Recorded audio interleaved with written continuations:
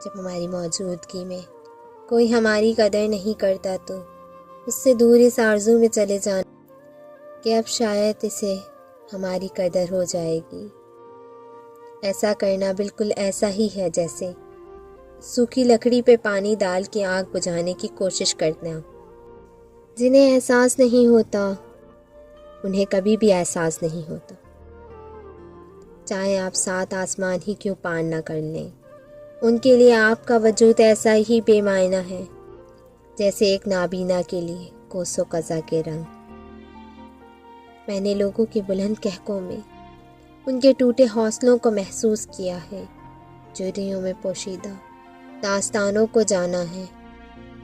मैंने लोगों की उदास आंखों से मुस्कुराते देखा है, तब एहसास हुआ हम सब हादसों का शिकार है। सब पर अपनी अपनी एक कयामत होती है जिसे कोई नहीं जानता।